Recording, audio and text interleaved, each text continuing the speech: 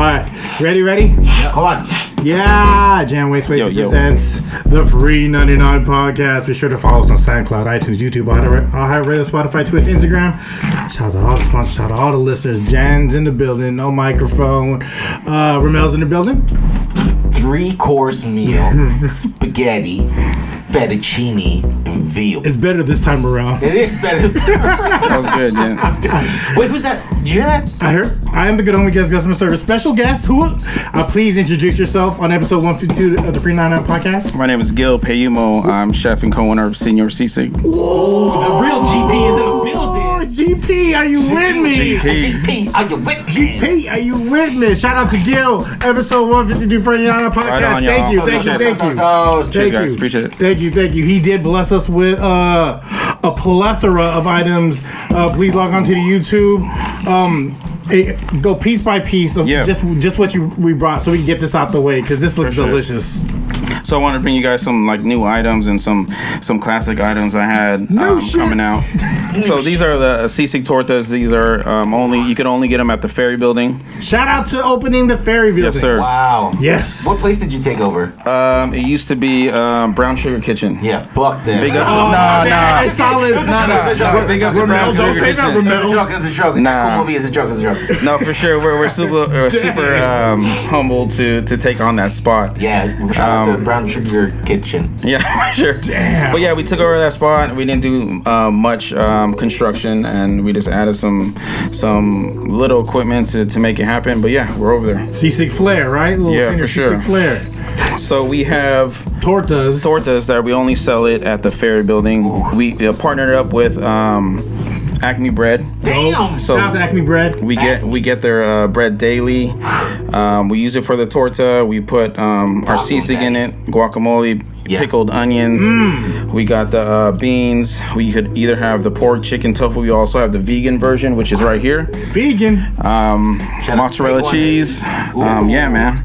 And we also have the ube macapuno churros that we only serve at the Ferry Building. So a lot of these things you could only get at the Ferry Building. Ube macapuno churros. Yes, sir. And what's this dipping sauce right here? That's the ube macapuno on the yin yang kind of thing. Ooh, I mean, it's not yin yang anymore, but yin yang in his thing. Yin yang in his thing. And we also worked with Acme Bread to create this churro recipe. It's called pâte à choux. It's a French. Now I'm nerding on the culinary shit. But No, I'm about it. So I'm nerding on you right now, dog. Yeah. So it's a dough, right? The dough that you usually fry, and you can turn it into any dough you want. A fried dessert, whatever. Over here we're using it with a churro recipe. So we asked them to partner up with us just because they're there already. They have the equipment, they have the mixing bowl. I have the concept. We developed the concept and say, hey, can you just produce this for us so we can work together? Damn. You know, we're all about resourcefulness, trying to use other brands to kind of lift up, and we worked with Acme in the past, and only makes sense to work with them again. I'm a big fan of their bread and their anvils, dog. Shout out to the anvil. Shout out to the you gonna get them. And we got the ube horchata here we sell over there. We got a new drink here. That is the pandan iced tea. That's only served. Yeah, we got the pork señor, the tosilog, and the pork cali over here also. And just touching on stuff that you only have at the Ferry Building. Yep. You also have frescas, right? Yes. One of it's the iced tea pandan. Yeah. And we also have the POG and the calamansi over there. Ooh, the POG. For those who don't know, please let them know what the POG stands for. So it's the passion fruit, orange, and guava. So we have that on deck over there, and that's kind of like if people don't know what the calamansi is, they don't know what the pandan is, you could go with the POG. That's for the kids. That's like an intro class. Yeah, that'll mix well with tequila. Yeah, you know me. Yeah. You know. So how do you like not gain like hella weight? Yeah. Dude, wear black? I don't know. All right. Nah. Always bet on black. I mean, I don't know, man. It's a battle. Also working with food. I mean, I love food. That's my passion. Always working food. Always trying food. It's a challenge, man. Yeah, dude. It's a battle. I have to say, man. I mean, coming from Daly City. Yeah, for sure. And just fucking representing in the Bay. Yeah. Amazing work. Yeah. Shout out to you, man. Right on, man. How long did it take you to find that Daly City hat for that Munchies episode? I mean, I had that like from the beginning. Bart Clothing, shout out to Bart Clothing, make amazing hats. I saw them at one of those events at the what's that mall in the city? Westfield. Westfield. So they were selling the hats over there. They only had like a handful, like Daly City, Concord, and all that stuff. So I had to grab one. Then I bought a second one because I thought I lost that one. So I hate when you have to do that. I got the black and blue. So I've been trying to rep it as much as I can. Munchies, any kind of TV. You know, I'm from Daly City, born and raised. I was born in San Francisco, but raised in Daly City. But yeah, man, try to rep it as much as I can. I don't think a lot of people don't know that I'm born and raised in Daly City, and I'm trying to rep it to the fullest. So what's your favorite thing about Daly City? Man, what's a childhood core memory? Like Daly City, I think of Geller Park, man. Oh, GP, are you with me? That's where I used to. There's a theme here. Mr. Lee. That's where I used to. Mr. Lee, R.I.P. to Mr. Lee. Wait, did you really Yeah, no, for sure. Was that a gray Chrysler, right? Yeah. Yeah, the minivan. But yeah, man, going to the park, playing ball, meeting folks over there. That's what I was doing every time I would get off of school. Just that was play Instagram. Ball. Yeah, that was. Geller Park, Yeah. like when in the 80s and 90s was like Instagram and like Ceremony. That whole corridor. Yeah. Like you go down to Ceremony, like if you wanted whatever, but if you was At playing the bus ball, stop. Yeah. or you're at the library pretending to do stuff. Yeah, I was gonna ask because I used to Oh yeah, I got a story for that shit. I used to hang out Geller. And I was just wondering, like, I didn't really get a lot of reading done. Did you read a lot? Nah, man, like people say, they got the library there. It's like, yeah, man, I used to go there all the time on the Wednesdays. And on the Wednesday, I was like, man, that's when you used to see the females there on Wednesdays for some reason. But I used to go in the back just to look at bike magazines, like BMX shit. I was looking at Mad Magazine. So I wasn't studying over there. I was like fiddling with the index cards, trying to look for magazines, but really trying to peep the scene and trying to get a drink of water because they had the coldest water over there. Coldest. And people put their mouth on For it. sure. This post-COVID. Yeah, they made love to that water Yeah, fountain. they did. Macdown. That's how a girl figured out who their next boyfriend was gonna be. How they kissed that water fountain. Yeah. For the I'll next, be in the back with like a black belt magazine. Like Chuck Norris was on this one back in '86. Man, I used to rent VHS tapes from there. oh, really? Oh, yeah. It was free though, They were right? like, It no, was free? well, yeah, it was free, and they were like, "Here, take a look at our list." And it was like a staple piece, like hella staple pieces of paper, and you're like, "Oh, they have like Runaway Bride or something like that." And Mrs. Doubtfire. And they didn't charge you for not rewinding it, huh? As long as you're returning. I know, for sure. Yeah, man, like Yeah, man. cars, bro. Geller Park. Geller Park. There's always Ceremony bus station too, but Geller Park, I mean, I was just like 2 blocks away from there, so. So let me ask you, okay, so you lived in the area, okay? So Yeah. which one was your favorite 7-Eleven? Was it the one near Classic Bowl, or was it the one on Geller? The one on Geller, because again, I was just down the street. That's where I used to grab my Gatorade. Yeah. Nachos with the cheese on the side. Yes. You know what I mean? Like, don't. Chips in the bag. Hell Chips in the bag. You know, your Mambas, your fucking I don't know, just everything over Funyuns? there. Funyuns. I was more of a Dorito guy. Oh, what, Cool Ranch? Nah, just straight nacho. I knew it. Yeah. You have nacho S vibes. You're giving nacho vibes right now. Yeah. Was that when you had that nacho? Were you like, I need to open a Filipino Mexican restaurant? There's definitely a spark in that nacho pack and trying to separate everything and make sure shit doesn't get soggy. You know, I was very meticulous, like at an early age of With like the tweezers? nah, not the tweezers. Tweezers popping out the backpack. Yeah, nah, but you know, this little shit like that. It was like I didn't notice until my boys started, you know, getting on me about being extra or trying to be the best at everything. You know, I'm super competitive. Are you really? Yeah, for sure. Yo, I bet you. The first thing that comes to mind is probably like Mario Kart. Oh yeah, See? Toad all day. Every you know. Who do you use? Toad. Toad. It was Toad or Koopa. It's funny because everyone you talk to is like, yeah, I'm good at Mario Kart. But it's like, it's just because you're competitive as shit, right? You're like, we'll see. But I don't know, red shells all day. Yeah, red shells all day. I'll stick in the back just to get the spiky one, bro. Just to hit you up in the front, you know? Or if you're really good, you got the banana placing at the right place when people are taking turns. All right, this guy's speaking my language. You would have to put it right where, like, you get those question marks. So whoever's getting the question mark loses out. Like right behind it. Gotcha, bitch. A ramp is a fucked up place too. A ramp is a fucked up place. Man, we're kind of diabolical, bro. Yeah, for sure. So where did the love of food start? Start at home? Yeah, I mean, when I was growing up, I think my family was always into food. Had like one of the first tour restaurants in the city, San Francisco. Not like Mission Street, but it was called Payumo's. It was on 3rd Street. I think right now it's the Office Max or so. I don't even know if the Office Max is right there. You know that little Street? Yeah. Damn. So that once you go down those stairs, that used to be a food hall. Like a cafe. Yeah, like a food court. So there used to be like Mexican. There used to be the Filipino spot my family used to own. There used to be like Italian spot, and it used to be dead as shit. But they had that for about like 5 to 6 years. What was the high moving item there?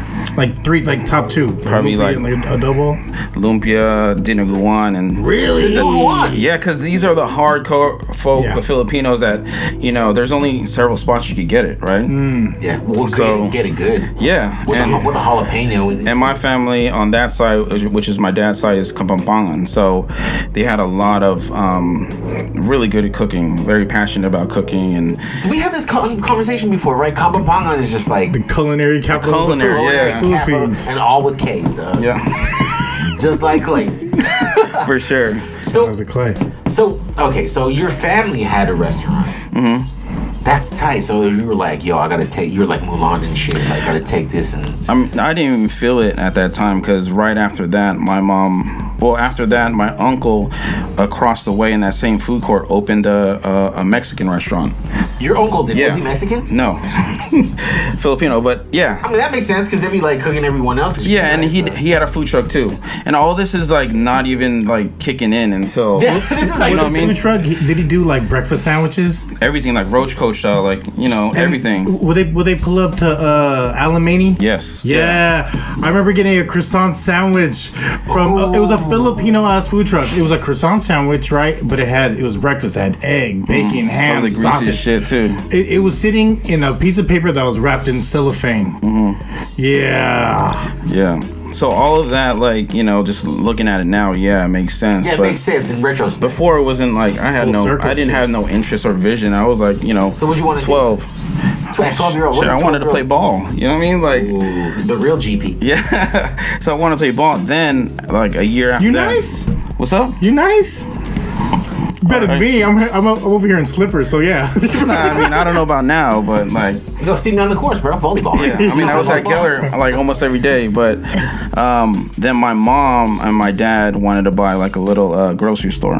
So. Was it Philippine grocery? Yes, sir. Shut the. Yeah. Bro, I'm gonna throw this mic. So, and this was in Pacifica. It was called Little Quiapo. I thought it was. I'm sorry. Oh. I thought it was Philippine grocery Daly City. Oh nah. Bro, you got me hoard as shit. Is that the one by Oceana?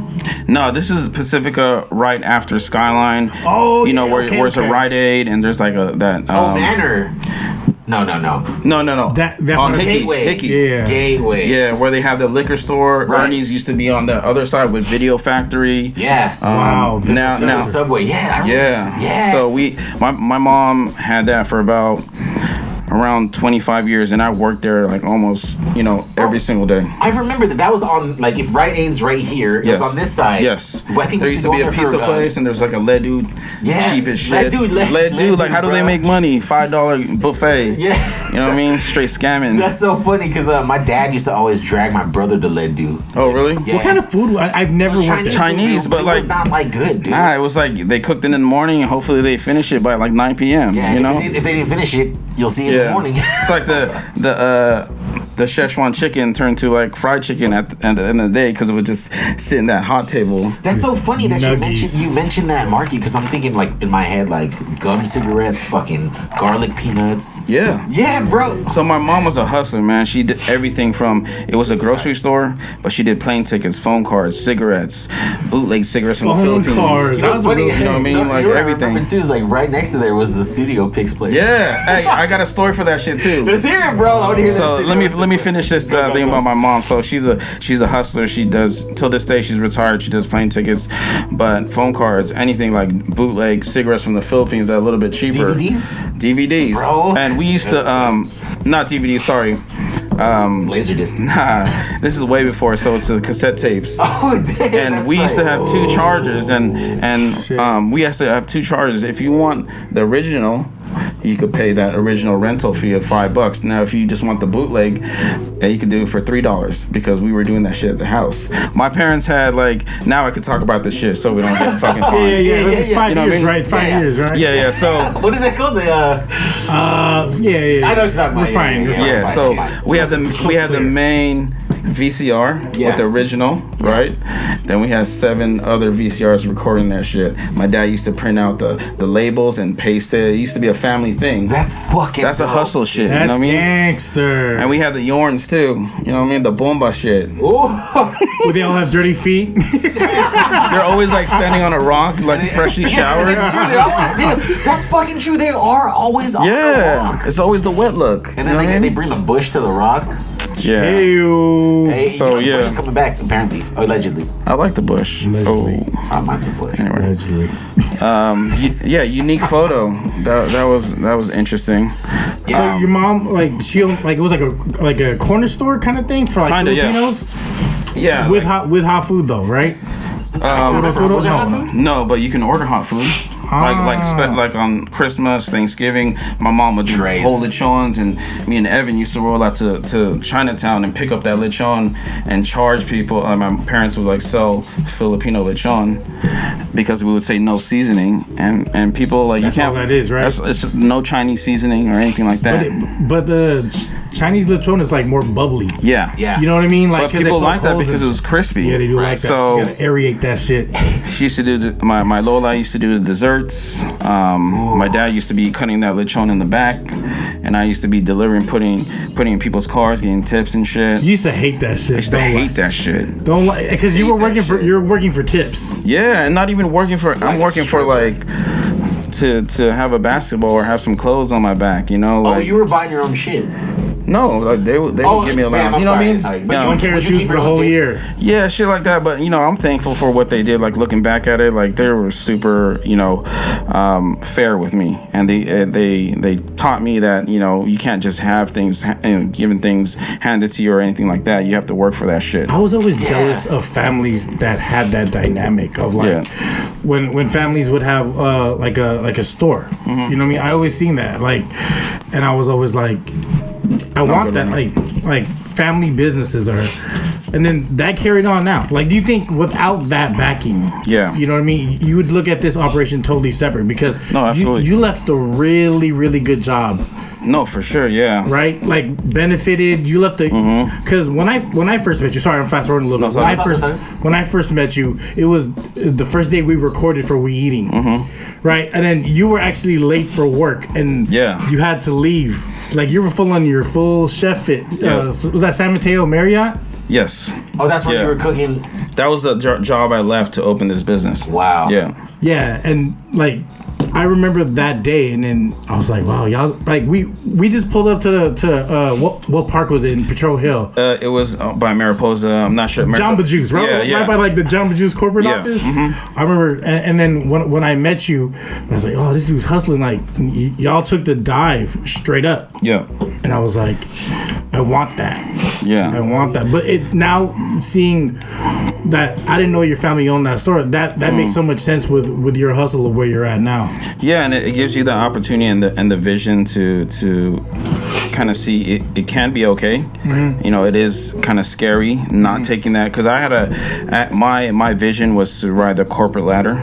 and work for Marriott, become head chef. That's Filipino shit. Yeah, that's safe. It's right? safe as fuck. Like your benefits. We got for sure. Yeah. That's why everyone's in the USPS. Like so when you left that though, were your parents kind of tripping? Hell yeah, they were tripping. They were like, they believed in me in a sense. I'm gonna say like 15%. But and that's being generous. Yeah, if you break that kind of like anything that's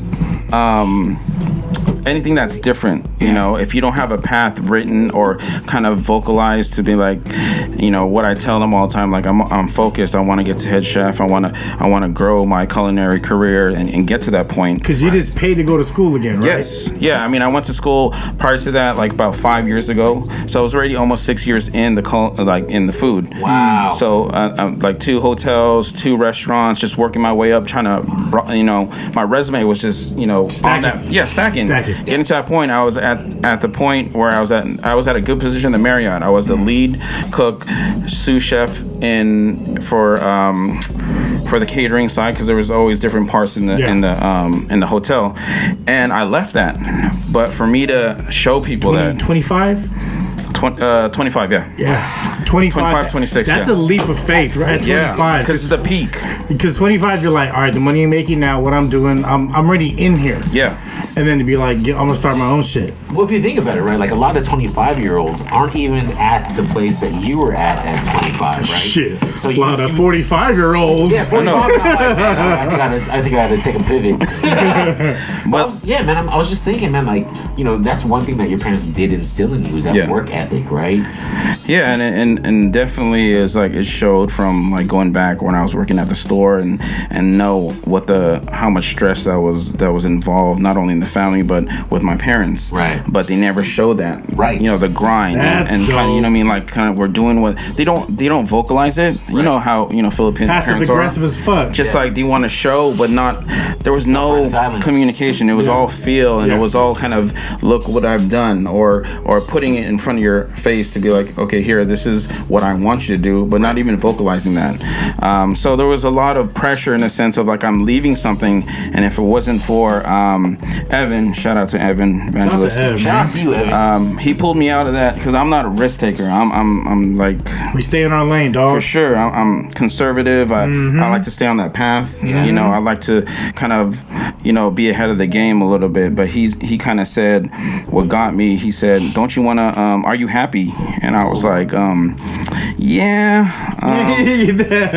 I'm happy. How many times you said that? Yeah. Right? and in my head's like, there's situations, especially in the corporate industry, you can't do what you want to do. Of like either you have ideas or if you have a different path that's going against like a Marriott or another establishment, and it's frustrating. And I had that part at the Marriott, and what he kind of like put in my face, like, are you really happy? He's like, you know what, not really. And he was like, let's just do it then. And after he said that, I was like, the evangelist has spoken. and like Evan's a homie. We grew up together in high school. He went to Westmore, and I've known him for a couple of years already, even after high school, and I trusted him. That's a lot of trust. Yeah, and what he said kind of like made me step back and said, I'm not really happy, but who knows, when you take that leap of faith and take that risk, it's okay to take that risk, because if you fail, you could step back and say, you know what, I tried it. Right. But if you don't take that, you're not gonna know. Right. Yeah. The what if sucks. What if sucks. The what if sucks. Would you say that Evan saw the potential in you before you saw the potential in you? I mean, he talks about it all the times. Like, I had a bunch of friends, but I ain't gonna ask one of my friends to go in business with me, because I know he knows I'm a workhorse. He knows I'm a stand-up guy. He knows that I'm just super faithful to either what I'm working on or super focused on what I want to do. Loyal as fuck. So he says that all the time, and I appreciated that. But after that, I gave my work a 1 week notice. Wow. And everybody from my chef to the HR to my colleagues that I thought were my boys were like, man, you're dumb. You're gonna throw away 4 years of your experience here. That's all union head talks, though. Yeah. Right? That's all union heads, because like that union union environment, it's safe. Yeah. Right? Everyone's looking for security, but you're sure. like, fuck, I'm shooting from 3 right now. And that didn't set me well. That even pushed me harder to be like, you know what? Yeah, I'm gonna do this. Make this shit pop. I'm gonna do this. And it was a roller derby event that we did. Was our first event. It wasn't legal, but no papes. it's something that we had to do. And it was burritos. It was like something similar to the menu that you had. We didn't have burritos. We were just doing tacos and nachos. But it was Sisig. So we did that, but prior to that, I gave them 1 week notice, and everyone from my boys and my chef was like shaking their head. I was like, I'm good, man. I'm gonna do this shit. Mm-hmm. And we had a big catering. That's why we had a big catering for a wedding that week that I was requesting for, and everyone's like, you ain't gonna be here and help us out? Because it's like that in the kitchen. There's so much pride, and I don't call in sick. I'm not late. It's like a military. Yeah, because you have that pride, and you don't want to let people down. Title right? Because it's a team, right? Yeah, for sure. Yes, chef. Yes, chef. Yes, chef. But yeah, man, like after that, did the event, felt good about it, and we just kept on pushing forward. Bro, the thing that I love about you is that you have a ton of memories, right? And there's very little that you forget. You know what I'm saying? Like, where you came from, and you see everything and you remember it, right? Yeah. So, I do have a little game for you. For sure. I'm down. All right, man. Let's see where we're at. We're going to call this game Señor Citizen. And let's see if you remember a couple memories down your life. Right? Where's this info? This is like a Nardwar interview. Nardwar, how do you know this shit? All right, so you were around there the same time that San Francisco's nightlife was fucking popping. Yeah. The heyday, Broadway, 111 Minute, right? Let's go. All getting drunk and shit, right? For sure. Sometimes we'd be fucking brave and try to drive home drunk. One time, you got pulled over. Hell yeah. And you were able to get away scotch-free. Yup. What car were you driving when that happened? White Mitsubishi Montero SR. God damn it, you are correct, yo! You are not a Señor Citizen. All right, yeah. So you... That's a good one. You sir, are... Was that your car? No, it's my parents' car. Yes. Okay. AKA my car. So you're married now, right? Yes. How long? 4 years. 4 years. And how long? Congratulations. Congratulations, man. Marriage is beautiful, love. Yes, it is. And how long have you been with her? 12 years total. 12 years total. Can you name the street of the establishment that you met her in? Yes, sir. Mission Street Bruno's nightclub. God damn, we got that right, dog. I'm gonna clarify that it was outside of Bruno's, right next to the bacon wrap hot dogs. Yeah, literally pulled up. All right. Last question, sir. The Bay Area, home of Señor Sisig, but also home for the beloved E40. And you have something in common with E40. Do you know what that is? You make your own lingo. Is this a multiple or what is this? This is one. So, who is the Hall of Fame football player that you would constantly refer to in your party days? Damn. Repeat the question again, Rommel. Who is the Hall of Fame football player that you would constantly refer to in your party days? Michael Strahan. Let's go. Let's go.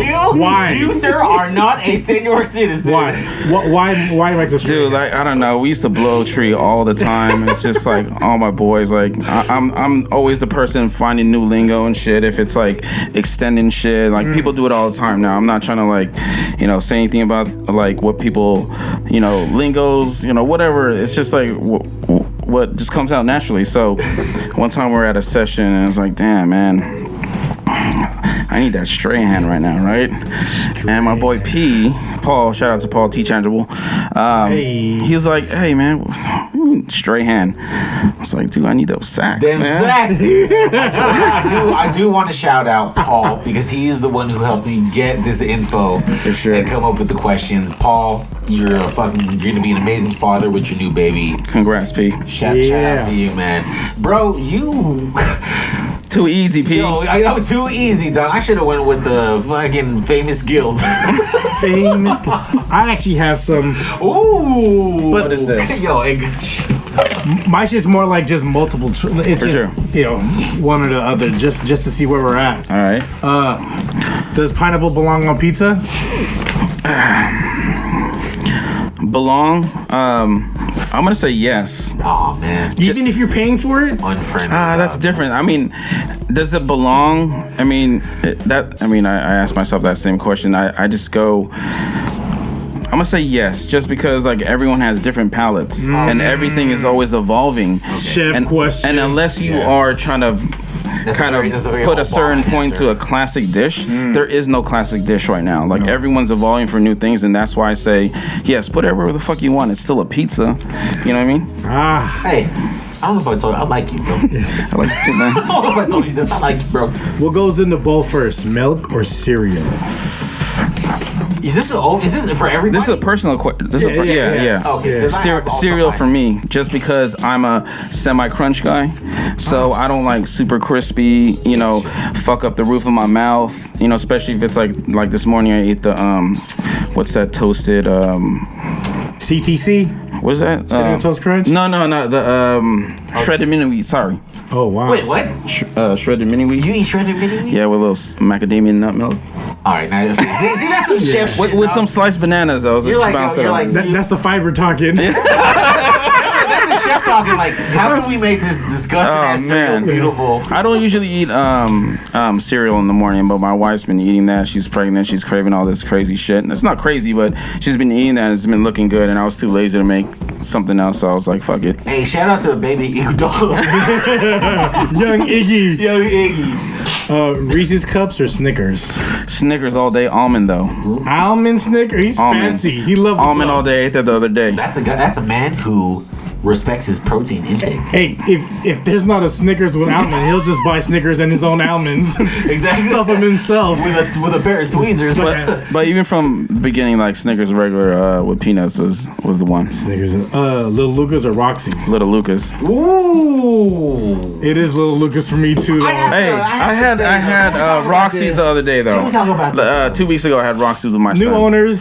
Shout out to them. Oh Yeah. Is it really new owners? Yeah. Yeah. It's different inside there, right? It's different. The feel is different. They try to get that same kind of vibe. Like, what do you need? What do you want? I was like, you're not the same dude. Exactly. It's like You know, Indian guys. like- What do you need? What do you need? It's like, bro, Damn. relax. It's not. Yeah, but it's Miss not. you, Peter. I don't know if it's like that with every business, right? Right. You have that mentally instilled in your brain to be like it's not the same, and that's what's hard about businesses. And if someone carries it over or if someone takes over, you always have that in your mind as a consumer. Yeah. And that's something that kind of bothers me every day. Is like as I grow, I don't want that to happen in a sense of like if we're going across the country, if we're opening in Seattle, saying like it's good but it's not them. Yeah. I do have a question about that because I mean, obviously, like everyone's dreams with a business is to succeed and become wealthy. Yeah. So if a company were to come and try to buy you out and try to like franchise your shit, you know, Yeah. like McDonald's or something, you know how like what happened? No, with yeah, for McDonald's? sure. That's Would a you- great story. Would you go with it, or would you be like, yo, but I still want some like control? Now, I mean, it all depends. What that dollar look like? The Come dollar on, look like man. you gotta, What that- I gotta What eat, that right? do? Yeah, Gil exactly. made this shit. He made all these recipes. Yeah. Gil is you're the reason why it's Sisig is the base because like Evan threw an idea at you. Yeah, for sure. And you're like Sisig is what that's Yeah. our main component. That's our, the one. That's our dinosaur. Yeah, and me and Evan talk about this because we have these, we have to have these corporate meetings that, we have to have hours Yeah. to log in, and we talk about growth. We talk about like what's our focus and where we want to be. What's our next move? There's always like, hey, if someone puts some money on the table, yeah, like let's talk about it. But there's no dollar amount right now we could say unless give me like 500 mil or something like that. Right. But With stock. with With some control. Hey, with some control, right? Yeah. Because it's very emotional for us. It's still our baby. It's gonna be our baby forever. But You got that pig tattoo? not yet. I got the knife though. You have the knife though. But yeah, that's coming probably. But it's very emotional. It's like your kid. Do you want to like, give your kid away because you spend so much? So that's why you have other locations. You know what I mean? Right. So it's very emotional to us, and we always talk about growth, but there's going to be a point in time that you can't do it yourself. Right. There's going to be a threshold. How many active trucks? We have 4 active trucks. We used to be at 6. How many storefronts? We have 3 right now. Wait, 3? There's Valencia, Ferry Building, and Oakland. In the town? Oh, yeah. Oakland. And that Oakland is turning to a brand new restaurant later on this year, hopefully, or next year with a full bar. Wow. So that's a build out right now. Yes. Bar. So yeah. With that, how many ghost kitchens do you guys support? Ooh. So right now, the ghost. Gus knows what's up, man. Yo, I give me some out. Give us some out. I'm alright. I'm hanging out. Gus is like, I'm good. Yeah. So right now, and this is like right now, we have 7 ghost kitchens. Yeah. So it's basically an agreement. It's not technically a franchise, but we're working with a company called Local Kitchens that has a food hall that goes to different places in the city. I mean, in the Bay Area, to open your concept on top of other concepts going on. So it could be us and 8 other concepts. It could be, I'm just gonna throw it out there, like mix, proposition chicken, and just all these other concepts. And people could come into this establishment, go on a kiosk, and say, "Hey, I want Señor Sisig. I want this. I want that. I want this," and they'll produce it for you. Oh, right. I see. So, but within the ghost kitchens, are there like people that you trust with those recipes? So that's the next thing is like as we grow, right? You're obviously gonna take a hit of quality because it's not you. It's not 100% you over there managing, telling your GM or your cooks to kind of like let's work on this. Right. But it is a strategy to fill out different locations in the Bay. If it's Roseville, if it's Lafayette, if it's Cupertino, if it's fucking sound like the Shane Company and shit. Exactly. But Menlo Park, just all these things to fill it out and see the progression of how much sales they're doing, and if they're doing well, okay, that's a potential spot that we want to open. Free marketing. So free marketing. There's a lot of like analytics that you guys. Yeah, and that's our focus is using those analytics, using that tool to feel it out. Of course, the bad end of it is always quality, and you're gonna get, for example, in Roseville, you have new people that haven't tried our brand and tried it for the first time and said, Señor Sisig, heard about them, tried it, it's cool, right? But you have people that moved to Roseville from SF, tried our burrito and said, you know what, and messaging us directly said, I get it, guys, it's not you, and it's me. it's not you. I know it's not you guys, but it's house prices. It's not the same. But I respect that you guys are trying to grow. So that keeps me up at night, right? Because that keeps you up at night. Really? Yes, yeah. Because you're for that first customer, craft, dog. That first customer that's trying your shit. It's like that's the only chance that you're gonna grasp that customer wherever they're gonna go after that. They're gonna tell somebody at a party, be like, man, I had Señor Sisig, it's cool, had it for the first time, but it wasn't true because if they came to Valencia, or they came to the Ferry Building or Oakland, they're gonna be, man, this food is good. I gotta ask you this question, man. So for somebody who stays up at night just because I think it's respectful because you're a man of your craft, right? Yeah. So somebody who stays up at night thinking about how you can actually show your worth to people as far as Roseville, right? What was the first extravagant purchase you made once you knew you were the fucking shit? No fucking house. I mean that aside from a house, aside from like anything like adult responsible. Yeah. I don't know. I mean, I don't like. Did you buy like, I don't know, like recently, like the first iPhone that was made for $40,000? No, I don't know. I mean, I think that was like the third time someone asked me that. I'm not that guy too. I don't splurge on shit like that. Or I'm simple, and like a house is enough for me. That's a milestone for me. But at the same time, I'm not content, and I know there's more time to feel that. more success in the future to get to that point. If it's something I could come back here and say, you know what, I purchased this. But as for me right now, there's nothing that shows me success, nothing materialistic. It's all about, I mean, right now it's family. It's family. You know, I get to you know, put my kids to sleep in their rooms. Yeah. And kind of like go on with my business, have an open business. It's successful, and let's see what happens after that. I have to say, man, I don't know Evan, but he was right about you. Because it's like, you know, you have like the fucking mindset. You know, there's not a lot of people out there, like you said. I mean, there's not a lot of people who would go in business with their friends.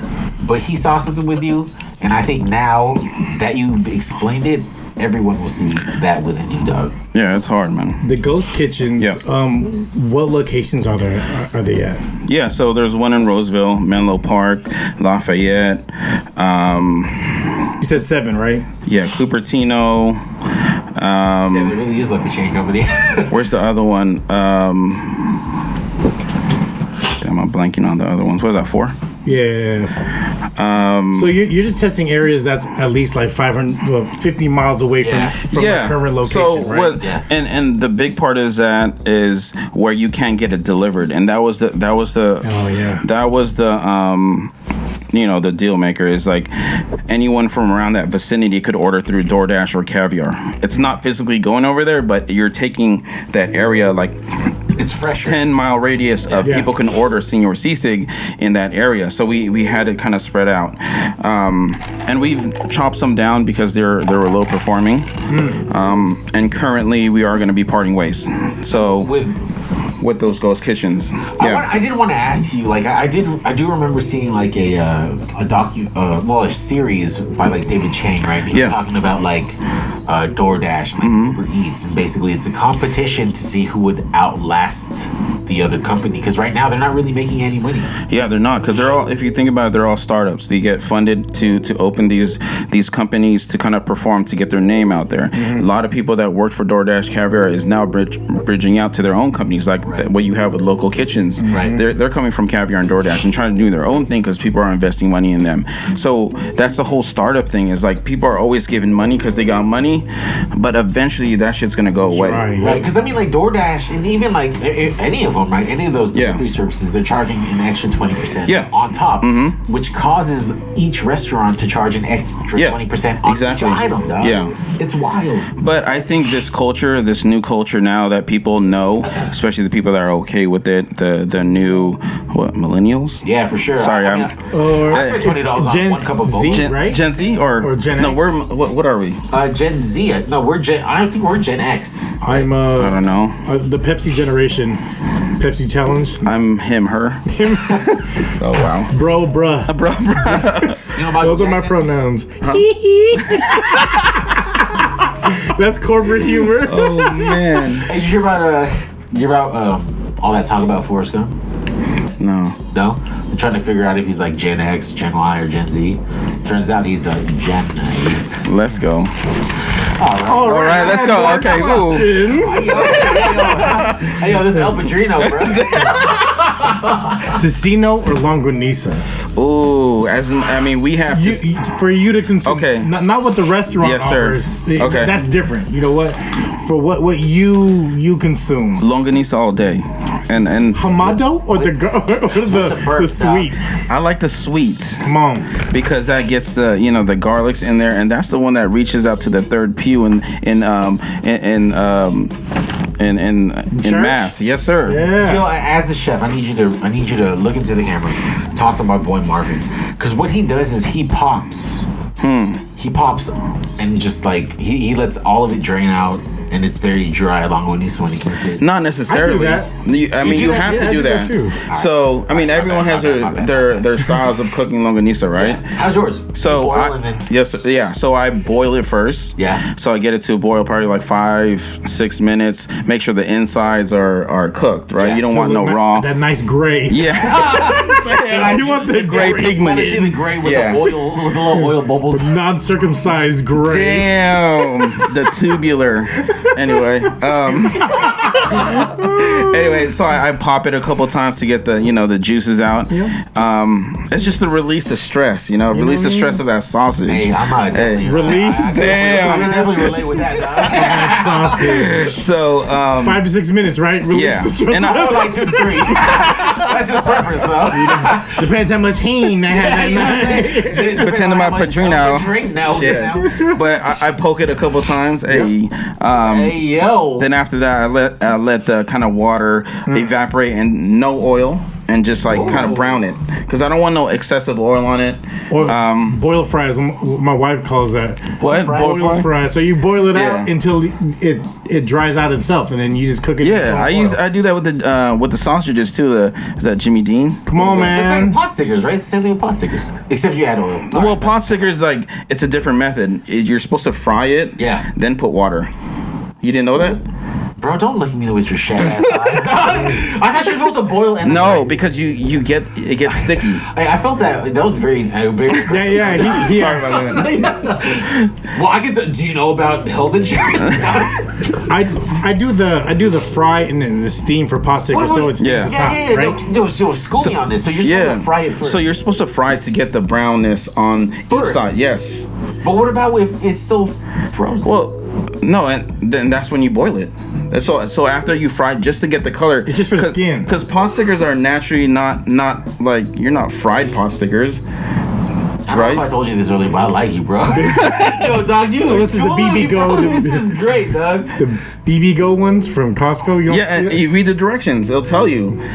Fry it with light oil. Then after that, you add some. It was a quarter cup of water. You let it steam, cover it, take it out. Inside should be cooked. I mean, if you don't think the inside is cooked, you take a temperature and make sure it's 165 because it's ground pork. Bro, is. So. That's cooked already. Yo, bro, yeah, that's cooked. You, dog. Yeah, that's cooked already. Wait, what? Oh, hold on. I have. So you said longanisa, right? Longanisa. I respect you. Fucking spam or corned beef. Ooh, that's tough. I heard that on your last podcast, and I had to turn it off. Can you specify the brand? Yeah. It has to be spam. Not luncheon meat. And then not luncheon meat. And ox and palm. Ox and palm. Fuck, I'm sorry. Have you tried the Crown brand? Crown is the yellow and black one. I used to sell it at my mom. Khalifa? It's Crown. I don't know the whole name. It's like a little bit more expensive. Yes, that's the elite. Wait, okay. Jen, did you know this? Yep. Because my mom, like I said, my mom had a grocery mutton, store. Though. That's mutton, right? Is that sheep? No, Is it from Brazil? Because when the Samoans come in, they know their shit, right? No, is it okay? I heard Samoans when they boil their corned beef, it's in the can. They don't. I mean, I knew a couple of security guards over there at the Fairmont Center. Is it Fairmont? Yeah. They used to just buy Fairmont. Yeah. Sorry, They used to buy the corned beef, right? Open the can. I used to kick it with them too. Just open it up, get a loaf of bread from Lucky, and just fucking slab it on there. Ooh. Just with some tomatoes and eat it. Not even warm it up. That's cooked technically. It's like potted meat. Yeah, I mean it's cooked. It's not like raw shit. Right, you know what I mean? When I went to Australia, we brought spam with us because a bunch of Filipinos. We stayed in this house of these people that were Latin. Yeah. So we bought spam, and then they're like, "You're gonna eat spam for breakfast?" And we're like, "Yeah." They eat it raw too. Spread it on bread. Wait, spam raw? Spam. Sorry, I was really surprised. They eat it raw. So when they seen us fry it, they're like, "Oh, I like this a lot better," because they would just eat it like it would just be out like it's almost like pate, like butter. Yeah. So it's like Crown. Then you have the ox and palm, and those are the two brands like my mom had because you could tell with the Filipinos coming in, and if they have the bread, they'll get the Crown. If they don't have the bread too much, they'll get the ox and palm, and if it's at the end of the fucking payroll, they'll get the fucking Hormel. Hormel. You know what I mean? Hey, give it up for the red and blue, dog. Get the corned beef. So, shit. Blood. I'm gonna have to say corned beef. Ooh. How do you make your corned beef? Okay. So, and this is like ever since this is how my mom did it, and this is how I continue to do it. Saute garlic and diced onions. Saute that. Then you throw in your diced tomatoes.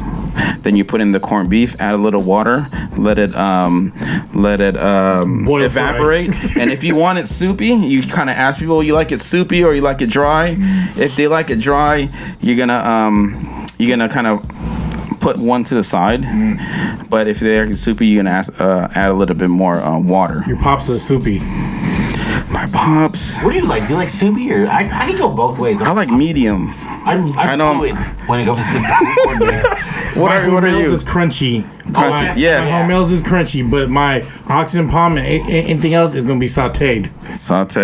So like, cause my wife is gonna be on, and the way her family makes corned beef is hella different. How do they make it? It's soupy. Oh, like straight. Cause you know why? Because they want to stretch it out too.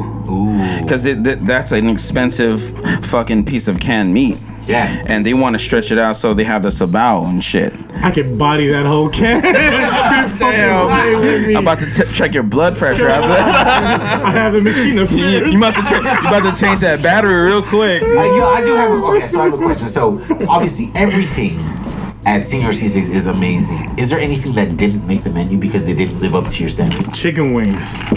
Ooh, that's something that still creeps on me because everyone, like, I've done some videos. You saw it on on the We Eating. Come on. Shout out to We Eating. Oh, Come man, on. Gus knew this already. I'm new here, bro. And that started that spark, and the only reason why I couldn't continue of producing that item is because of the deep fryer, because our trucks only have one deep fryer, and when you're serving fries and it's a constant, like if someone say I want a Cali, then the other person wants a Cali, your deep fryer is fucked. Yeah. And for one, you're gonna be throwing wings in there, now everybody's fucked. Yeah. So we were never set up as a business we always made the menu items to the setup of our truck, so it's fast. People quality, yeah. Right. So we're not gonna throw wings in there and have people wait 35 minutes where somebody got 3 customers got their burritos, got their fries, and that other person just pissed off. And there's no room.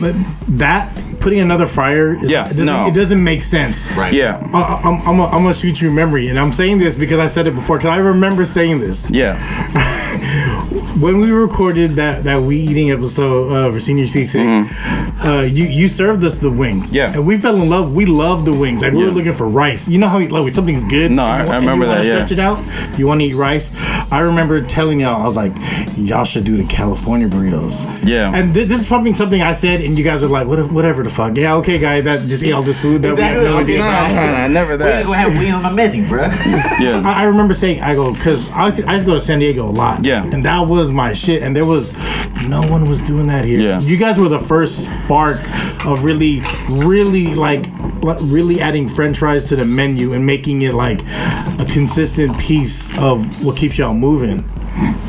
That was a heavy pour. Hey man, you I'm okay? feeling this right now, guys. No, for sure. And I remember that conversation, and like I said, I got a good ass memory. But when after we're done with the shoot, and you were just throwing your kind of like things about food and that California burrito, and we were already thinking about burritos at the time. Yeah.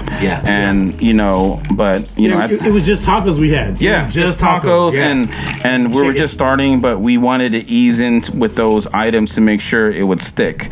And the burritos I knew, and the rice plates and all that stuff would be another level, but we weren't ready for that. And I think that shows a big part of how we kind of tackle our business. Evolution, bro. Yeah, if you're not ready to put out this, and you're not getting feedback and kind of responses back from the consumer, why put that out, or why even do that if everyone out there is not ready? You might be thinking it internally, right, but that doesn't always work. Yeah. Right? You always got to think it out and test the waters. And that's the steps that we wanted to take. It's like, let's hit them with these tacos and nachos first, then they're going to fall in love with that, then boom, the burritos are going to hit because it's something that's going to be missing from from this truck or this menu item, and that's how kind of our steps with evolving the menu and keeping it really simple, but being reasonable and being realistic in that situation. I like that, man. You're like a fucking fine ass chick, right? Shit, like, damn! What kind of tequila is this, bro? I don't know who's wetter. 3 years later, you're like, this is let me call it out. Let's get awkward. 3 years later, Gil's like, hey, we can go OG CC, bro. You like pig ear? Damn. We going home style, bro. Pig ear. You ever think about that? Oh yeah, all day. Was a big part of because you're making Filipino food, right? Even though it's in a burrito form, like all the OGs will say you're making Filipino food, and everyone, the constant conversation you heard that irritated me was it's not Sisig because it's not the face, and I was like.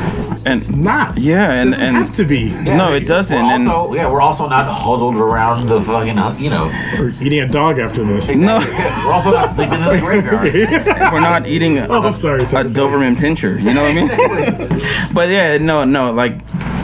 Starting the business and we felt it a lot, and we weren't accepted the first year. If you want to kind of talk about how people started evolving to understand what we're doing, and it was hard for us to can you dive into that? What do you mean you weren't accepted? Yeah, so we weren't accepted because people thought we were trying to be traditional, right? Okay. And we got the most, I think, backlash with people here in Daly City. This is my hometown, and like people at Ceremony, and that was our busiest market. We just opened up over there. I was just gonna say, like when the off the grids at Ceremony, they would have a cutoff of when, like, if you were lucky enough to be at the end of like 8 o'clock-ish, because off the grid ended at 9. Yeah. If you're at 8 o'clock, if you're in the Señor Sisig line, you're lucky when to tell everyone, like, you would get a coupon for a free burrito and have to tell everyone behind you, I'm sorry they're closed. Because you had to get that one free burrito. So like being at Ceremony, you have the titas, you have the lolas, you have the lolos trying to wait in line, and for one, they're complaining about why is it taking so long, but take your ass to Sbarro's. Right. But they would like wait, right? And some people even bought chairs, and I felt bad. But they would come up to the menu and order their sisig rice plate and come back and get it and come back and say, hey, this is not sisig. This is not the right sisig, right? It's like, yeah, this is our take on sisig. This is something this is our take. It's not traditional, it's a fusion. And they wouldn't understand that. And that kept on happening, and we just kept on kind of explaining and having my staff. And at that time, I was in the truck still. Yeah. So I was on the grill hearing all like the cashier, the expediter, and kind of correcting them. And I would pop in and say like, sorry, po, it's not traditional. It's our brand and it's different. And they would just look at me because they looked at the price too. Right. And it's something different. Not until made it to TFC. Come on. Let's go. We're fucking around. So shout out to Rommel. You know Rommel too? I actually do know Rommel from Adobo Nation. Yeah, I actually do know Rommel at his wedding. Yeah, so not until we got into TFC, this blew up the whole Filipino community, not only here but in the Philippines. And this is like year, 2.5. Okay. Not until then we started being accepted by the Filipino community. Be like, okay, I know what they're, even for my parents, like, oh, you did it. Yeah, you're doing That's it. Fucking wild. Yeah. It's wild. Yeah. When their parents start talking about that's when there was because it's all about the chismes, right? Like, did you see Gil on Clara? I'm gonna share it again. I'm gonna share it. Yeah. Let me record this. It's the best sisig. I know. So it's crazy, but I respect that because we're so prideful, right? And you don't want to frown upon how prideful this culture is, but you want to embrace it in a sense and understand where they're coming from. You don't want to say like, hey man, I told you, but you want to say like, thank you. I appreciate that. Fuck. You know what I mean? That's well what's said. All about. You don't want to like, point out the bad shit. Yeah. Why point out the bad shit when you could just embrace like there's always a percentage of good shit that you want to point out. You know how it is though. Filipinos are like we're crabs in a bucket. Shit. You know what I mean? Undersized, oversized, blue, Dungeness. Sorry, now talk shit about I'm a fisherman too, so other auntie crabs are asking you when you're gonna get married or lose weight. Exactly. They're straight up, man. Leave me alone, bro. I married this weight, bitch. Hey, auntie, why don't you worry about that? That claw that's missing. Damn. Yeah, man. It was a tough crowd, but once we got in there, and it's just nothing but support, and we try to give it back to the community. and you know, like it's nothing but love now. Like I think a lot of the spoken kind of generation is great for the culture, because everyone's like, I could say something now. Before it was like, shut up, don't say shit, because that's how you were taught. But now it's like, I could say something. How many years now? We're going on 13 years. Come on. Damn, Let's go. bro. Come on. You've been in it more than 13 even years. married, dog. I know, so the funny thing is, the first day that we started is my wife's birthday. So every time we have an anniversary for the business, it's my wife's birthday, and she gives me shit every single year. But you know, we met before, you know, we started the business. That's what's important. Let's go, Bruno's. Bruno's, dog. Hey, outside of Bruno's though. Outside, not inside. Okay. Well, okay. Shout out to that beauty bus station. I never been to Bruno's. No. Wow. Hey, Bruno's was a spot though. Like it was kind of like, you know, grown sexy / a little edgy. Yeah, you know. it was like a Janet Jackson A video, little edgy. It wasn't like the Lavende, you know, but Lavende had his heyday. Yeah, it did. Was it Thursday night? We used to call it Lavende Diesel, you know. Lavende was just popping to be outside. Yeah, Thursday. Was it Thursdays? Yeah. PST. Let's go. That was a different time. I was talking to somebody, man. Nobody is gonna, like, the kids these days will never realize, like, it's tough, man. like nightlife. That's when you know you're getting old. You start to bring up like old shit, like you're never gonna know. Yeah. You ever been to one You been to City Nice when you're only 15? Exactly. You know what's weird about the generation now is, like, we go to the club, everyone's on their phones. When we were in the club, no one was on their phone. Trying to peel. I don't know if everyone knows that. Peel. Trying to peel. And they only do like TikTok dances. Oh shit, it's bad. When are you gonna start eating though? Like, it's just getting cold. As soon as the cameras are off, so you can really get down. Because people really want to As soon as eat. I start fucking swooning over you, dog. Damn, I like that. I appreciate you, Rommel. Because of the fact, and it's a small detail, it's the fact that you said sorry, Bo, right? Yeah. Even that, like, you apologize in respect, knowing that one day. Yeah, you have to. Yeah. Because it's People like, looking for their money back too, right? When they I mean, sorry. It's hard, and these days too, it's even harder, right? Financially, but you want to keep that product that you're always pushing. You want to, and I was just at the Ferry Building today, like before I got you guys food. Thank you, Thank you, by the way. Yeah, I was praising it. You know, people come here out of state, out of country. They don't know what to expect, and they see the prices and they expect a high level of not only quality but experience. Yeah. You know, our goal is to keep the consistency of portioning, the menu items being accurate with their orders, and that's the only thing we could control. Now, if they're going to complain about pricing, that's something that we can't control, but at least our product is good. Right. You know what I mean? So, like, Portland, right? Known for, like, street food. Have you ever thought about branching out of it? Oh, definitely. There's plenty of places that we always think about where we want to reach out to. Again, we have to take these steps. Right. It's easy enough if someone's going to come in here, like, for example, you had $3 million that you want to invest in our company. You want us to open somewhere else, and that doesn't show organic growth from our side. Yeah. Because I'm asking somebody to give me the money and hopefully I could succeed for you. So what does that do to your product? It kind of dilutes it because it's not true to your product. Right. You're making somebody else happy, and until that day comes, hopefully it's strategized in the sense that we have control for that growth. But that's just hard. It's like someone giving you money to be like, hey, have more kids, I'm gonna give you this money, and you don't even want kids because you're not ready for that, but you have the money there. So why do that when you're not personally ready, internally ready? And why make that why make that step when it's not even organic for you to feel that way? Why? Rumor has it that there's a food hall coming to Daly City. Food hall Ceremony? I mean, I know some plans of ceremony because they want us to be in there, and I know that's what I was alluding to. Thank you for divulging. Go ahead. So yes, there is. Which story you taking over? Hey, yo, fuck you, Auntie Anne.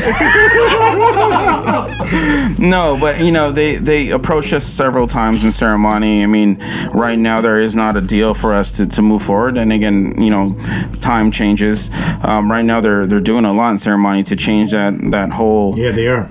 what's that? The old Mervin's area, you know, where the Old Navy and all that stuff. Right now it's like a Spirit of Halloween. Yeah, so they're gonna be making like a bunch of restaurants in there, putting a Barnes and Noble. Damn, yeah, I know what I'm saying. Yeah. Just doing a lot of shit in there and like revamping before they fix the fucking parking lot. But yeah, so they're doing a lot of shit in there. They reached out to us a couple times, even in the food court.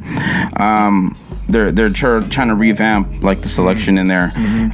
Bring back hot dog on the stick. I just want that person just like fucking. Exactly. I would just sit there and just watch. Damn pervert. Yeah, no. Oh, Guy or girl, I'll be like, yo, I girl. respect the work. Respect. I Yeah. want that lemonade. No, but I respect. Wait for Yeah. that one to be done. I'm gonna need you to dip my cheese stick one more time. Hey, there's kids watching, bro. Hey, yo. So when are you gonna take over Perfume Mania? Is it still there? Shit. Probably. Is the scrub store still there with the hospital shit? Hey, no, but That's not gonna go away. Hey, yeah, no. As long as there's MAs, LVNs, and RNs, bro. Damn, you know your shit, are you? I do date an RN, and my mom was an RN. Let's go. Let's go. Right now. Right now. Right now. What is an overrated Filipino food? Oh shit. Can we go roundtable on that, dog? Yeah. You first. What do you? Are you talking about traditional? I'm just Oh, just random. Okay. What's overrated? Right? Overrated. Damn, that's tough. That's a hard one. I'm saying. That's your question, dog. I know but I'm asking to the chef. Yeah, that's true. Yeah, that's true. I mean, I didn't put you on the spot. I'm sorry. It's a chef right. question. Yeah. All right, let's just have him answer. Go ahead. Over, I don't know. That's because you think about like home cooked shit, right? And you think about going out to restaurants and having it. Damn. That's tough. Like. Okay, well, what's an underrated then? What's an underrated Filipino food? Good question. Probably nilaga. Onion soup? Interesting. No, nilaga. The beef bone soup. You don't talk. It's just onion based, right? No, but there's but there's meat in there too. Yeah. There's meat in there, but you could throw stuff that you want in there. But I feel like everyone has a different take on it.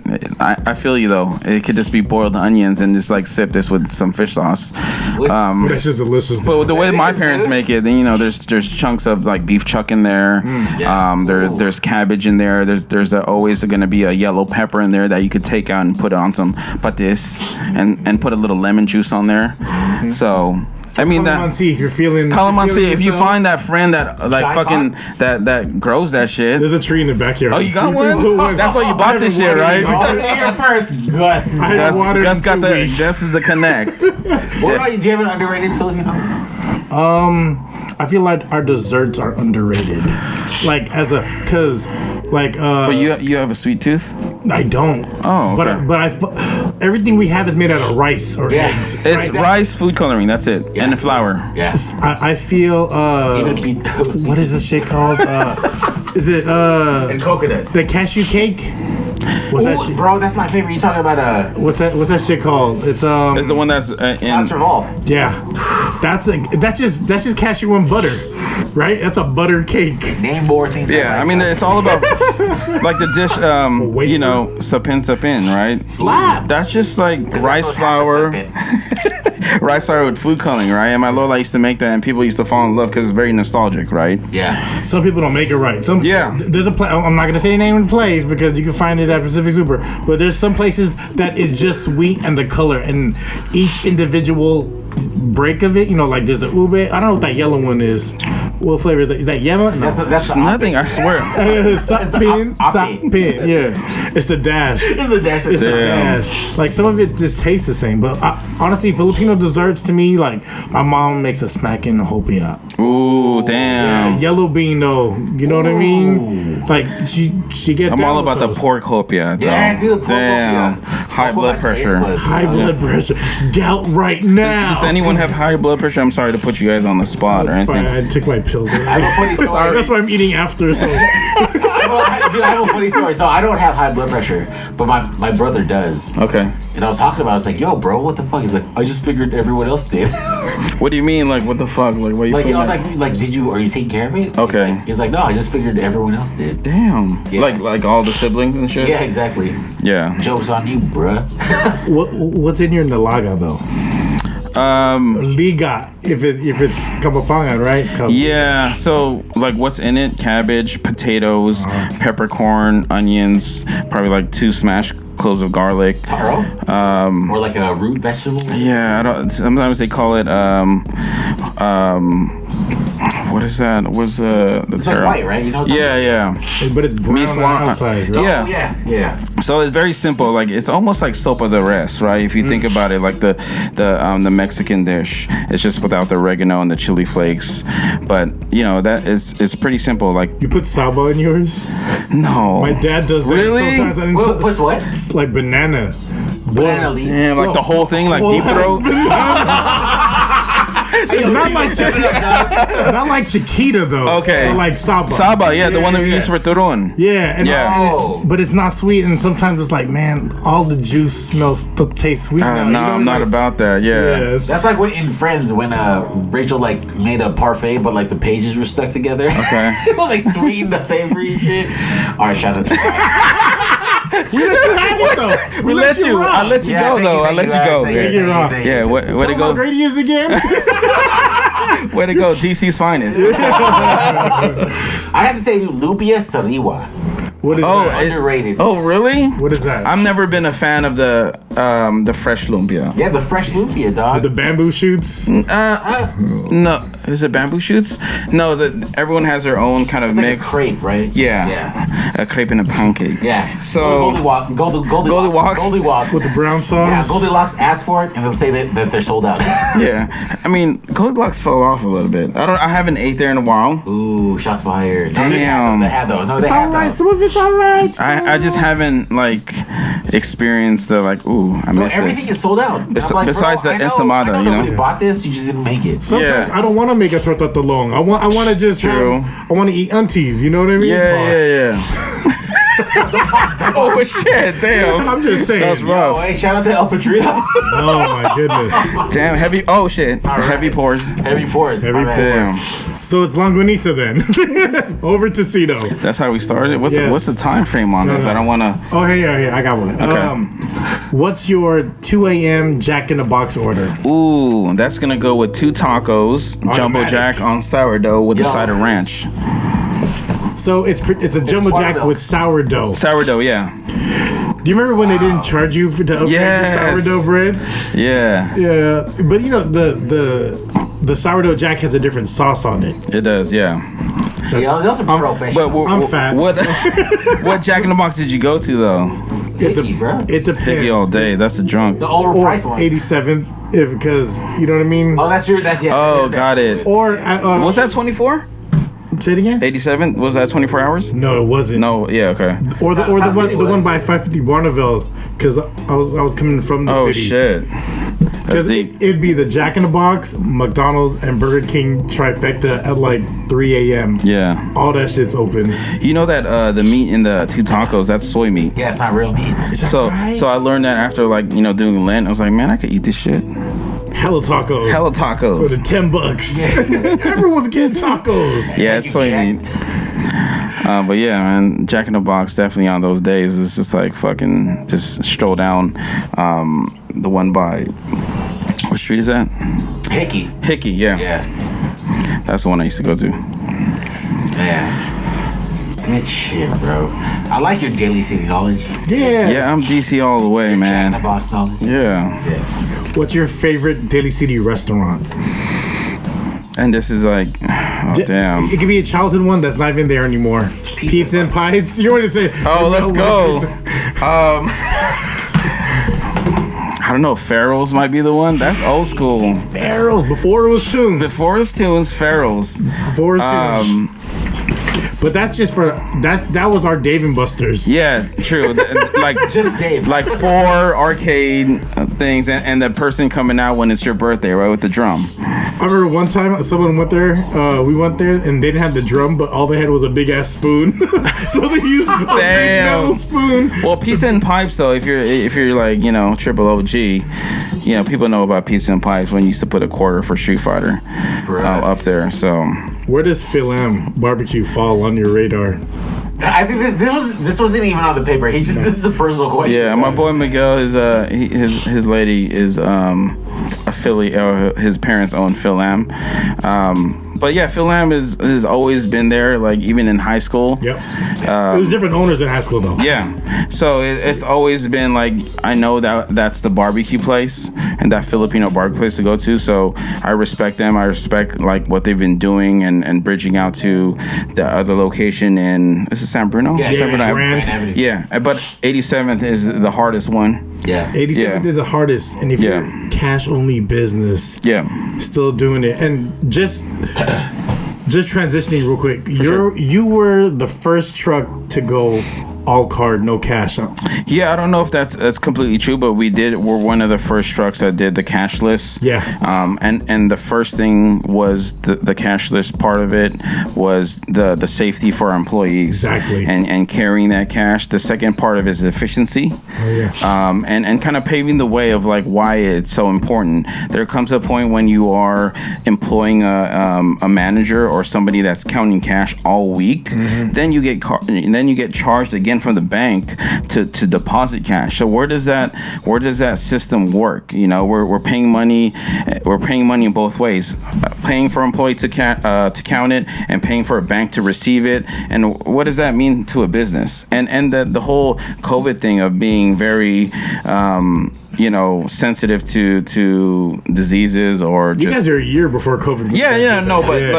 That was the three things, like safety, employee, and just the cleanliness of the sanitation part of it. The fact that, because just a little history, like I used to see Gil every Saturday at Alameda because I would drive the food truck that I was working truck. on. Yeah, I would drive the food truck I was working on, and then we like after the service we'd look beat. We're wearing Crocs. Yeah.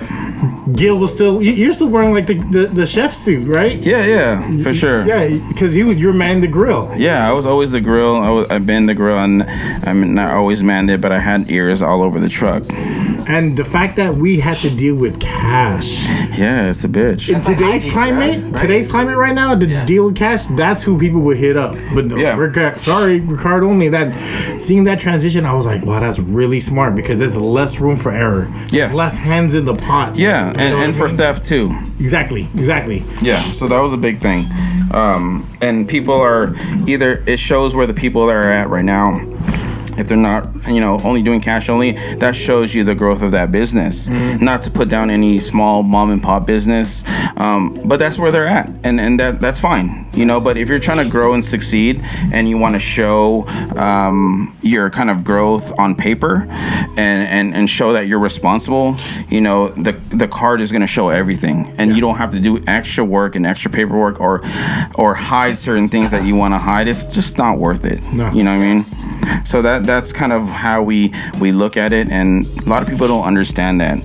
And we've gotten backlash towards people don't have a card, but we did some data of almost 90% of people do have a card. Yeah. They just choose not to use it, sometimes not to use it because they have that cash, and it's unfortunate. We have to deal with that. But the other part of it is like it makes sense with our business, and we want to praise it in a sense to make them understand, not to kind of like feel like we're just higher up on them or anything like that. It's just I want them to understand where we're at as a business with growth.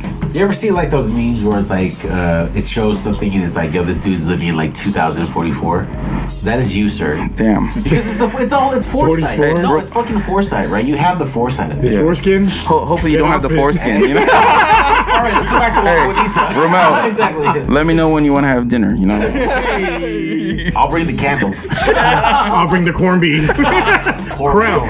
It's been a tough year. Crown. Yeah, man. What was your I'm gonna have one more question. Yeah, for sure. Whatever Mel wants to ask. Yeah. What was one of your favorite food trucks from back in the day that's not around anymore? Ooh, that's a good question. That's tough, and a lot of them are like, the homies. Yeah, and a lot of them are like, Julia. She did the Korean food, Soul on Wheels. She's the OG in the game. Yeah. She was a beautiful individual. She's all about the business, and we worked right next to her, and she's just an amazing person. A lot of people, it just shows you how hard this business is, right? Yeah. And people don't know that because they think about, oh, it's just a food truck. You just pull up anywhere, or you can just make whatever you want. You make probably hella bread. They don't know that you have to have a commissary. You have to park your truck. You have to prep somewhere. Mm-hmm. You have to like pay your employees to set up before you go to the event. There's a lot of overheads to kind of like put into that business. Right. What people don't understand, and I don't expect them to understand, mm-hmm. right? But it just shows you the reason why people can't survive is there's a bunch of things of like, you know, employees, or just people are just, you're not built for that, or they don't have the help that they, you know, have. That was a lot of 16-hour days. Yes. Because you would do a lot of your own prep. Yes. Shout out to Mink. Yes, Mink Bar. Let's go. Shout out to the Vietnamese coffees, if you know what I'm talking about. Let's go. Hot coffee. I've never been yet, but I hope to be taken soon. So this is our second kitchen, Mink Bar. Shout out to Franco. Let's go, Franco. Let's go. Franco gave us the opportunity to prep in his kitchen. He had the bar going on over there, and at one point he had like a little Vietnamese coffee shop. You feel me? And I was prepping back there, chopping meat. You know, and you had. What was you chopping? Hey, I was chopping meat. I was keeping busy. You know, I stay focused. You know, so sharpening his knife. Yeah. So you had. Steel sharp. Yeah. So, you know, they had like, you know, they had their events, but they had that coffee, Vietnamese coffee, that lasted for a little bit. It was like interesting. 3-4 months. Yeah, and you had some weirdos coming in there. It didn't help. It didn't help that there was a girl in a bikini in the front. Like, yes. The picture, like, that didn't help. Come on now. And it was a lot of old people and a lot of young girls. Like, they were young girls. You know, they had some, you know, 18, events out there. 18. But we used that to the fullest, and we outgrew it. You used to serve out of that. You used to park the truck in the front. Sometimes you try that for the special events, and that wasn't like, you know, what people don't realize when you do park your truck in events like a nightclub or anything like that. It's not that good. Nope. It's great because it's like, man, they must make a killing. Yeah. But no one's gonna be like, ooh, I can't wait to go to the club and fucking shove my face in a burrito. Right, exactly. I can't wait to start this business at 2 a.m. So it's just like, I mean, it's cool. Like it was a poster board. Yeah. You know, like this is where we're learning and all that stuff. But you know, shout out to Franco again, man. He paved the way for our opportunity to grow as a business.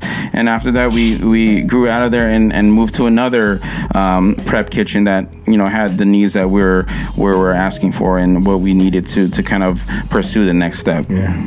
Evolution. Gotta keep growing. What you got, Rommel?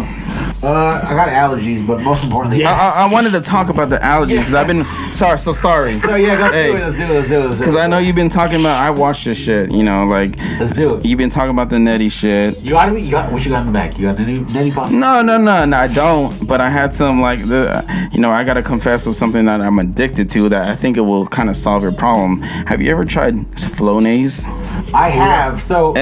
Yeah, tell me your take on that. I have tried. Old man talk. There's a rebound effect, though. An hour in. Yeah, so it'll close up. So that's why I don't like to take Flonase prior. What I actually did today was I took Sudafed AM. Damn. Yeah, and it's like.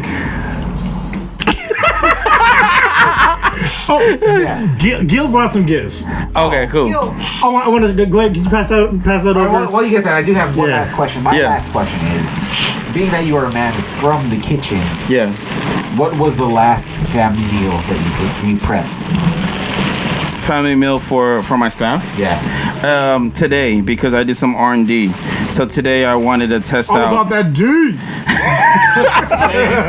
Let me just throw that in there. R&D. So today we had some. I wanted to try this plant-based vegan protein. Plant-based vegan protein. It's not actually plant-based. It's plants. So it's made out of jackfruit. It's from a company that I'm trying to work with to kind of kind of stretch out my vegan proteins and see what's out there for the vegan community.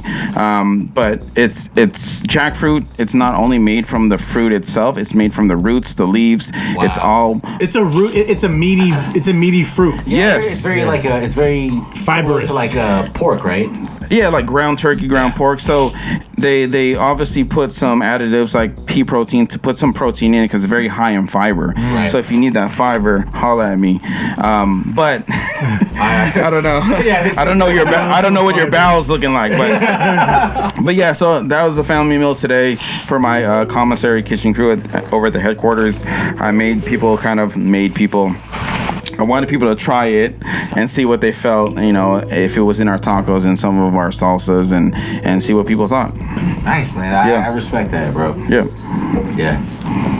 So, I'm having a really good time because we're actually recording a lot longer than Oh shit. Yeah, I am. My bad. Yeah. So this follow-up question is like, come back for round 2? Yeah. Definitely. For sure. What do you want to share with people with your experience just hanging out with us or just hanging out in general? Like it feels really good when people I admire say they listen to the pod. No, for sure, and I want to praise that. And I was talking to Gus and out of camera, and when he popped up at my new location at the Ferry Building, I told him what, I listened to you guys, and it's just something that I felt like it was real, and it's something where I came from, and not just because Rommel's from DC, not from you have your part in DC, but just that something I know and something I feel that is right, and I feel like you guys have a good thing coming, and I feel like I'm always game for opportunities to kind of not only speak my mind but to support you guys. If it's like bring you guys food, bring you guys some jerseys, let's go. We're part of the team, part of the gang. We got jerseys. But yeah, this is supporting you guys because I appreciate what you guys are doing. Everyone has their lives out of whatever their hobbies are, but I want to kind of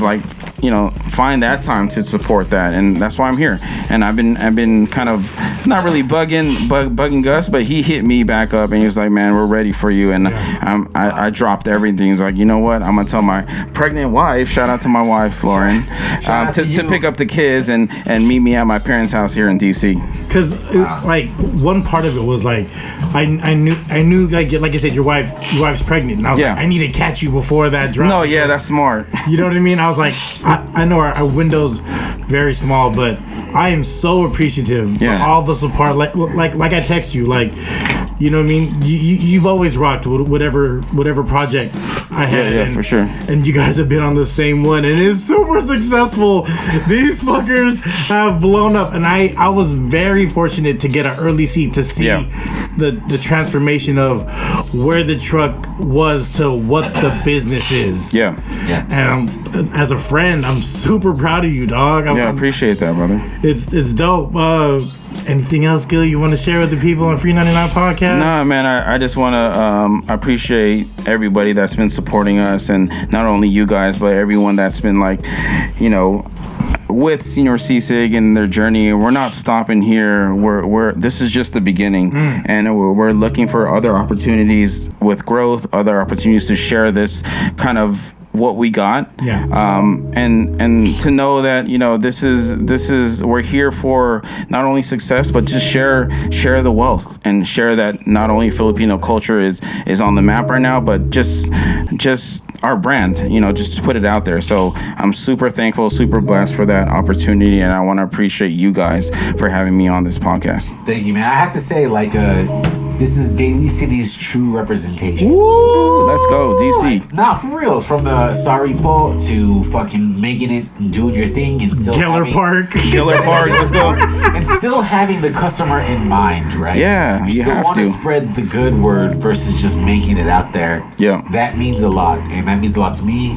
And like Gus said, it means a lot to him. Appreciate that, guys. We're bringing Gil back to Daly City, y'all. Let's go. Trying to get back. Give me that key. Peace. You have fun? Hell yeah, man. Thank you. Yeah, yo.